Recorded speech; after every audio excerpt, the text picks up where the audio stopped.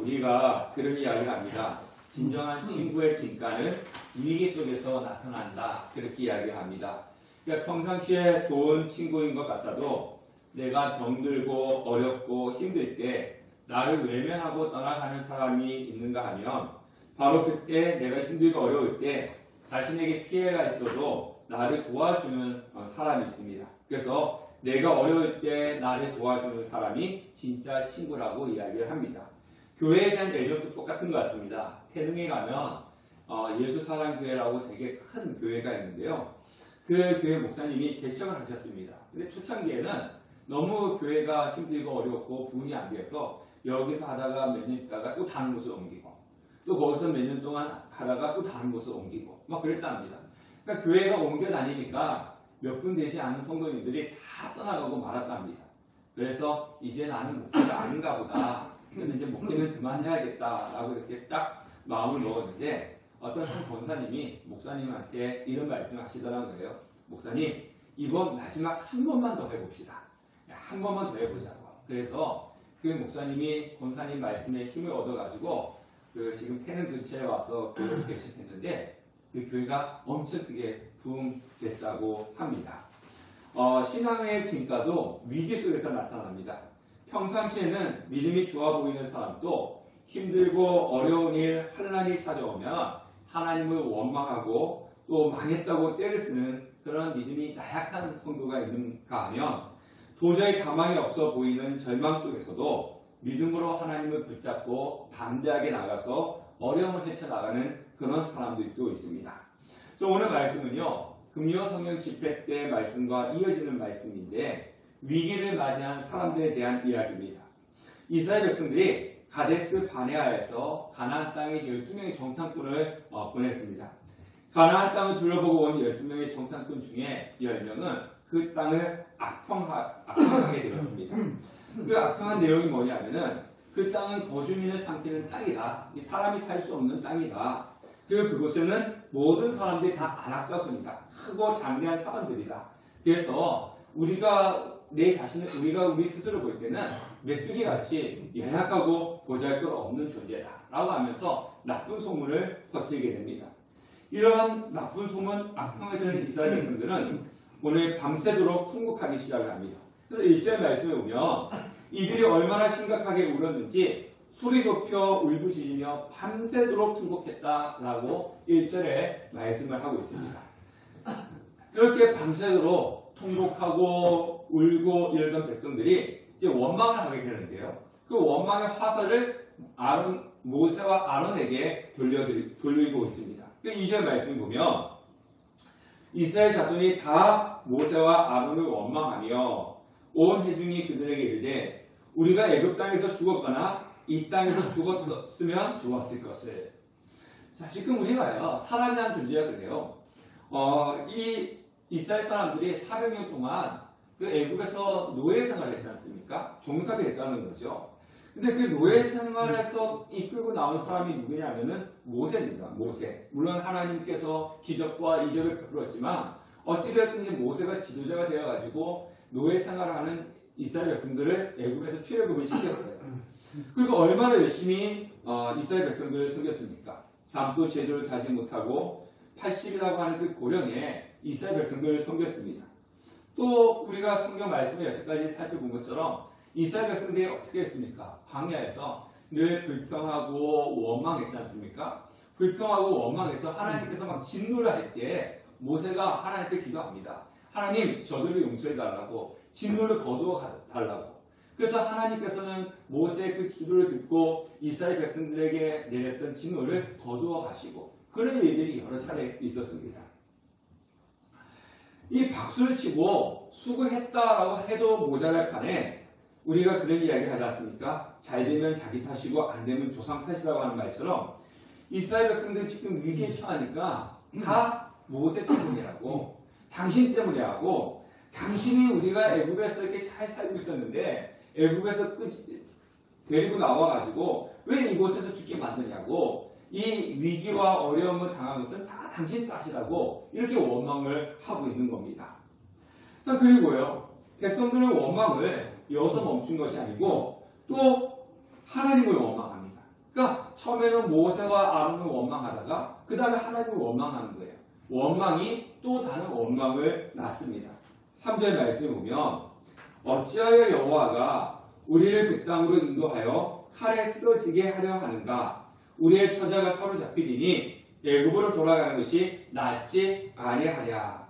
자, 지금 이스라엘 백성들이 하나님을 원망하는 모습을 보십시오. 하나님, 우리를 이곳에서 죽이려고 데리고 나오신 것입니까? 이것이 하나님의 뜻입니까?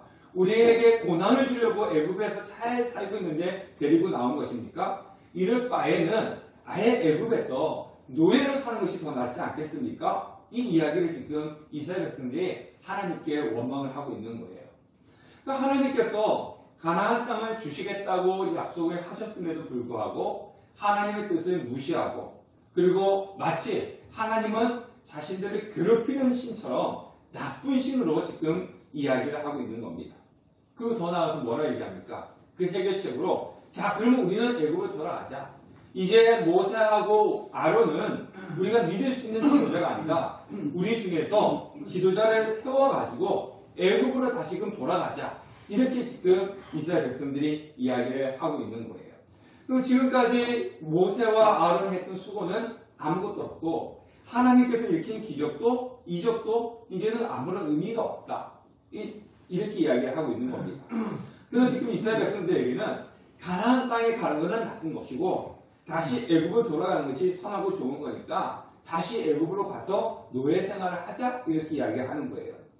자, 사람이란 존재는요 참 어리석은 존재인 것 같습니다.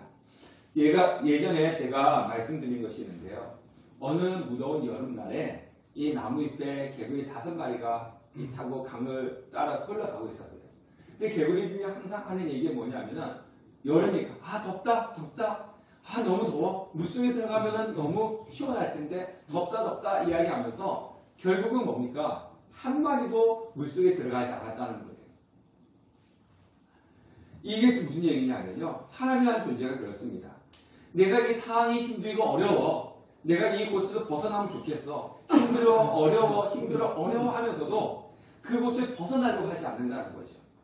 그리고 그곳을 벗어날 기회가 와도 나는 여기 안주하려고 하는 그런 사람들이 있어요. 우리가 가끔씩 가다 보면 뭐 염전노예라든가 등등 그런 사람들 있지 않습니까? 물론 나갈 수 있는 기회가 없을 수도 있지만요. 기회가 있어도 그 사람들은 벗어나기 참 힘들고 어렵습니다. 예. 우리가 이 죄라고 하는 노예 생활에서 벗어나서 자유를 얻었잖아요. 그럼에도 불구하고 죄에서 벗어나서 하나님 앞에서 자유를 얻었음에도 불구하고 우리는 자꾸 어디로 돌아가려고 합니까? 하나님에서 이 하나님 안에 있는 자유에서 죄의 노예로 자꾸 돌아가려고 하는 거예요. 그래서 하나님을 섬기다가도 자꾸 세상으로 돌아가고 하나님을 섬기다가도 예수 믿기 이전으로 돌아가려고 하는 것이 인간의 죄된 습성이라고 하는 겁니다. 그래서 사람은 참으로 어리석은 존재인 것 같습니다. 하나님의 백성의 입에서는 언제나 감사와 찬양의 소리가 울려 퍼져야 되는 겁니다. 그런데 반대로 우리 입에서 나오는 원망의 소리는 하나님을 진노케 하고 하나님의 징벌을 받습니다. 자, 밤새도록 이들이 통곡했잖아요. 밤새도록 통곡했어요. 그리고 하나님과 아론과 모세를 원망했습니다. 근데 이 사람들 지금 어떤 사람들이에요? 애굽에서 하나님께서 내리시는 10가지 재앙을 경험했던 사람들이고 그리고 이 홍해가 갈라지는 것을 경험하고 그 앞에서 춤을 추었던 사람들이고 광야에서 물이 없을 때 하나님께서 반석에서 물이 내린 것을 마셨던 사람들이고 매일같이 아침에 만나가 내리는 것을 거두어서 먹고 있는 그런 하나님의 이적과 기적을 경험했고 경험하는 사람들이었습니다. 하나님께서 좋은 것을 줄 때는 막 그 앞에서 춤을 추고 막 그러다가 이 앞에 지금 가나안 땅 앞에 딱 서니까 이 두려움에 사로잡혀가지고 낙심하고 있었다는 것입니다. 자, 이들의 모습을 하나님께서 이렇게 말씀하고 있습니다. 11절 말씀 다 같이 읽겠습니다. 시작. 여호와께서 모세에게 이르시되 이 백성이 어느 때까지 나를 멸시하겠느냐? 내가 그들 중에 많은 이적을 행하였으나 어느 때까지 나를 믿지 않겠느냐? 여기서 멸시했다라고 하는 것은 뭐냐면요. 하나님을 무시했다? 그리고 하나님을 버린 만큼 싫어했다는 거예요. 그러니까 언제는 하나님 좋다고 막 그러다가 이 10절 와가지고는 하나님을 무시하고 하나님이 싫어진 거예요. 또 하나님께 하신 말씀이 뭐냐면은 내가 여러 가지 이적을 행했지 않냐? 수많은 이적을 행했지 않냐? 그런데 그것을 하나님을 믿지 아니한다. 이렇게 말씀하고 있는 겁니다. 그런데 똑같은 위기를 맞이했으나 전혀 다르게 반응할 사람들이 있었습니다. 자, 5절 말씀을 읽어볼게요. 시작. 모세와 아론이 이스라엘 자손의 온 회중 앞에 엎드린지라. 이스라엘 백성들이 불평하고 원망하고 막 그러니까 이 모세가 그 하나님을 그 이스라엘 백성들에게 화를 내지 않고 곧바로 하나님 앞에 엎드렸다는 겁니다. 뭐 했다는 겁니까? 기도했다는 겁니다. 자, 우리가 한번 생각해 보세요. 내가 저 백성들을 이끌고 여태까지 애쓰고 수고하고 왔는데 불평하고 원망하고 다른 사람을 세우자라고 얘기했을 때 기분이 좋겠어요? 화가 나겠어요? 화나죠. 화납니다. 화나면 어떻게 하겠습니까? 야, 내가 지금 너희들 위해서 한 것이 얼만데 그런 소리를 하냐고 니네가 뭐가 잘했냐고 이러면서 막 분노하고 싸울 수도 있을 겁니다. 그런데 만약 모세가 여기서 화를 내고 같이 소리를 질렀다면 상황은 더 좋아지지 않고 악화가 되었을 거예요. 그런데 모세와 아론은 하나님께 기도했습니다. 하나님께 기도했다는 것은 하나님께 맡겼다는 것입니다. 그러니까 마음이 아팠겠죠. 우리 입장을 바꿔놓고 생각해 보세요. 자녀를 키웠는데 자녀가 부모님이 나한테 해준 게 뭐가 있어요? 부모의 마음을 아프게 하는 거죠. 모세가 그렇게 애쓰고 수고했는데 당신이 우리한테 한 게 뭐가 있냐고 당신은 우리 죽이려고 여기까지 끌고 오지 않았냐고 했을 때 모세와 아론의 마음이 얼마나 아팠겠습니까? 아프기만 했겠습니까? 화가 났겠죠. 그런데 이 모세와 아론은 그 아픈 마음과 화를 이스라엘 백성들에게 표출하지 않고 하나님께 기도했다는 겁니다. 자, 우리가 무릎을 꿇고 하나님께 기도할 때 하나님은 우리의 기도를 들으시고 일하십니다. 그래서 모세는 이 모든 상황을 기도로 하나님께 맡겼어요. 요즘 여러분들 4월 때 들어서 성경 읽기가 좀 뜸해지는 것 같아요. 처음에는 매일같이 읽으시는 분들이 일주일에 한 번, 두 번, 또 일주일에 한 번, 두 번 읽으시는 분들이 일주일에 아예 읽지도 않고 그러시는데요. 여러 번 성경을 열심히 읽으시기 바라겠습니다. 하나님의 말씀이 나의 영혼을 살리는 거예요. 우리가 육적인 말씀을 먹는 것처럼 육적인 음식을 먹는 것처럼 영적인 음식을 먹어야 되는데 영적인 양식이 바로 하나님의 말씀입니다. 그래서 하나님의 말씀을 여러분 많이 보셔야 되는 겁니다. 그래서 여러분들은 어떤지 모르겠지만요. 저는 최근 민수기 말씀을 보면서 눈에 계속 들어오는 말씀이 있어요. 민수기를 읽으면서 여러분들 보신 분도 계실 텐데 민수기 말씀 보면서 계속 눈에 들어오는 말씀이 있는데 그것이 뭐냐면 누구의 말이 하나님께 들렸더라. 그리고 하나님이 들으셨더라. 하나님이 들으시고 한번 여러분들 보세요. 민수기 말씀 쭉 다시 한번 보시면 그 말씀이 반복돼서 나옵니다. 누구 말이 하나님께 들렸더라. 하나님께서 들으셨더라. 하나님이 들으시고 이 말씀이 나옵니다. 자, 하나님은요. 우리의 말을 들으시고 계시는 분이세요. 우리의 말은 하나님께 들립니다. 요즘 미국이 동맹국들을 감청했다. 그것 때문에 세계적인 이슈가 되잖아요. 그것이 사실인지 아닌지는 저는 잘 모르겠지만 감청이라고 하는 게 뭡니까? 감시하는 거잖아요. 저 사람이 무슨 이야기를 하고 있는지 듣는 것이 감청이지 않습니까? 그런데 이 영탐하는 것이지만은 하나님은 우리의 말을 들으시는 분이세요. 뭔 말 하나 이렇게 감시하는 것이 아니라 우리의 모든 말을 들으시고 우리의 말들이 다 하나님께 들립니다. 그래서 저는 혼자 있을 때 때로는 원망하고 불평하고 막 그럴 때도 있어요. 혼자 막 원망하고 불평하고 또 어떤 사람한테 그 사람 이렇게 하다가 딱 생각나는 게 하나님이 지금 내 말을 듣고 계시는구나. 내 말이 지금 하나님께 들리는구나. 그래서 그 원망과 불평하다가 멈출 적들이 여러 번 있습니다. 여러분, 우리는 하나님께 어떤 말을 들려드려야 되겠습니까? 이스라엘 백성들처럼 원망과 울부심의 이야기가 아니라 모세와 아론처럼 기도의 소리를 하나님 귀에 들리게끔 해야 되는 겁니다. 하나님은 우리의 기도의 소리를 들으시고 움직이시는 거예요. 하나님은 이스라엘 백성들의 소리를 듣고 진노하고 그리고 화를 내셨지만은 모세와 아론의 기도를 듣고 그들의 원하는 대로 하나님께서 들으시고 응답해 주신다는 겁니다. 그래서 우리는 원망과 불평의 이야기를 하나님 앞에 들리게 하는 것이 아니라 기도를 통해서 기도의 소리를 하나님 귀에 들려드리는 성도님 되시기를 바라겠습니다. 자, 모세와 아론은 기도했어요. 근데 오늘 성경에 보니까 이 두 사람 말고 또 다른 두 사람이 나오는데 누구냐면 여호수아와 갈렙입니다. 이 두 사람은 이스라엘 백성들이 불평하고 원망하는 소리 듣고 자신들의 옷을 찢고 백성들을 향해 다음과 같이 외칩니다. 자, 7절부터 9절입니다. 다 같이 읽어보겠습니다. 시작. 이스라엘 자손의 온 회중에게 말하여 이르되 우리가 두루 다니며 정탐한 땅은 신이 아름다운 땅이라. 여호와께서 우리를 기뻐하시면 우리를 그 땅으로 인도하여 들이시고 그 땅을 우리에게 주시리라. 이는 과연 젖과 꿀이 흐르는 땅이니라.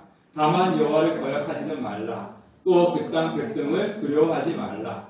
그들은 우리의 목이라. 그들의 보호자는 그들에게서 떠났고 여호와는 우리와 함께 하시느니라. 그들을 두려워하지 말라 하나.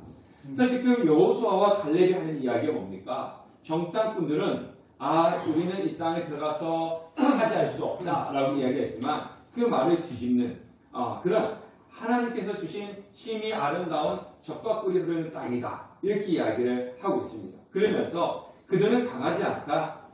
그들은 우리의 먹이다. 라고 이렇게 이야기했습니다. 자, 그러면 이 사람들이 하는 이야기가 근거 없는 자신감, 허풍, 우리가 정탐꾼 갔다 왔는데 그건가? 그냥 하는 소리인가? 우리가 생각할 수 있지만 이 사람들은 근거가 있습니다. 이렇게 말하는 이유가 있습니다. 믿음이라고 하는 것은요, 무조건 하나님 믿습니다. 이게 믿음이 아니에요. 믿음이라고 하는 것은 정확한 근거와 정확한 이유에 의해서 나오는 겁니다. 그냥 예수님 믿습니까? 아멘. 오늘 뭐가 될 줄 믿습니까? 무조건 아무 생각 없이 아멘. 이건 믿음이 아니에요. 네. 오늘 이 사람들이 하는 이야기가 있습니다. 근거가 있습니다. 자, 8절 말씀 보면요. 8절 우리가 다시 한번 읽어볼게요. 시작. 여호와께서 우리를 기뻐하시며 우리를 그 땅으로 인도하여 들이시고 그 땅을 우리에게 주시리라. 인사하여 젖과 꿀이 흐르는 땅이니라. 예, 이 8절 말씀. 이 8절에서 이 사람들이 이 땅을 하나님께 우리에게 주셨고 우리가 올라가서 차지할 수 있다라고 하는 이유가 있습니다. 자, 여기 보면요. 여호와께서 우리를 기뻐하시며 하나님께서 우리를 기뻐하시면 우리를 그 땅으로 인도하여 들이실 것이고 그 땅은 우리에게 주시리라. 그리고 하나님께서 우리와 함께 하시기만 하면 우리는 이긴다. 이것이 바로 이유였어요. 자, 여호수아와 갈렙은 이 전쟁에서 승리는 이 전투력이 중요한 것이 아니다는 거죠. 전투력은 가난한 사람들이 더 혹시 우위에 있습니다. 근데 전투력이 중요한 것이 아니라 우리의 마음이 하나님을 기쁘시게 할 수 있느냐, 거기에 달려있다라는 것입니다. 여기서 기뻐하다라고 하는 것은요, 어떤 것에 대해서 호의를 느끼다, 이런 의미를 가지고 있어요. 우리가 그런 이야기 하지 않습니까? 나 그 사람에 대해서 호의가 있어. 이 호의가 뭡니까?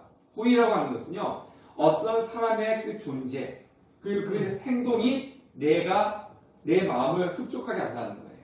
그래서 그 사람이 좋다는 거죠. 예, 호의. 나 그 사람에게 호의가 있어. 이러면 저 사람의 그 자체, 저 사람이 하는 말 한마디 행동이 다 내 마음에 흡족하다는 거예요. 흡족하기 때문에 저 사람이 좋다, 싫다? 좋다는 거죠. 이게 호의라고 하는 겁니다. 여기서 기뻐한다라고 하는 것은 바로 그런 의미를 가지고 있어요. 자, 그러면 하나님께서 우리를 기뻐하시는 것은 무엇이냐? 우리가 기뻐하시는 것은 하나님의 마음에 합하고 그리고 그로 인해서 만족감을 느끼게 하는 것인데 그것이 뭐냐면 이 여호수아와 갈렙처럼 하나님께서 이 가나안 땅을 우리에게 주셨다라고 하는 그 약속을 믿는 것. 이것이 바로 누구를 기쁘시게 했다는 거예요? 하나님을 기쁘시게 했다는 거예요. 하나님을 기쁘시게 했다는 거. 자, 인간적인 판단으로 가나안 땅을 차지할 수 있느냐, 차지할 수 없느냐, 이렇게 저울질하는 것이 아니라 하나님이 약속하셨으니까 하나님이 주실 것이라고 하는 사실을 믿는 것. 그 사람을 하나님께 기뻐하신다는 거예요. 우리가 신앙생활하면서 그런 거예요. 우리가 신앙생활하면서 하나님이 이것을 해주실까? 하나님은 안 해주실까? 이게 아니라 하나님이 그렇게 말씀을 하셨기 때문에 난 그 말씀을 믿는 거야. 이게 하나님 기쁘시게 하는 거라는 겁니다. 우리가 쉽게 예를 들면 그런 거예요. 여러분들이 누구한테 약속을 했어요. 내가 그거 줄게. 약속을 했는데 저 사람이 제가 나한테 줄까 말까? 이렇게 이야기하면 우리의 마음은 상하게 하는 거죠. 그런데 내가 약속을 했다면 그 약속에 철저같이 믿는 거죠. 저 사람이 나한테 그걸 주기로 했어. 그러면 기쁨이 되는 거예요. 똑같은 겁니다. 예. 이 약속을 믿는 사람을 하나님 기뻐하시고 그 사람의 모습이 하나님 기뻐하시니까 가나안 땅을 주겠다. 이렇게 고백을 하고 있는 겁니다. 우리는 하나님을 기쁘시게 한다라고 했을 때 내가 무엇인가 할 때 내가 이것도 하고 저것도 하고 무엇인가 막 하면 하나님을 기쁘시게 하겠지. 물론 그럴 수 있습니다. 예배 열심히 드리고 기도하고 뭐 이런 행위 이걸 통해서 하나님을 기쁘시게 할 수 있습니다. 근데 그것보다 더 중요한 것은 뭐냐면 하나님의 말씀의 약속을 믿는 거예요. 그리고 흔들리지 않는 것. 그것이 바로 하나님을 기쁘시게 하는 겁니다. 성경에 보면 뭐라고 했습니까? 수많은 제사보다 하나님을 기쁘시게 하는 것이 바로 하나님의 약속을 믿는 것이다. 네, 하나님께서 주신 말씀, 약속을 믿는 거예요. 그게 주님을 하나님 기쁘시게 하는 겁니다. 적과 꿀이 있는 가나안 땅, 여호수아와 갈렙은 그곳을 가서 직접 보았어요. 근데 들어갔겠습니까? 안 들어갔겠습니까?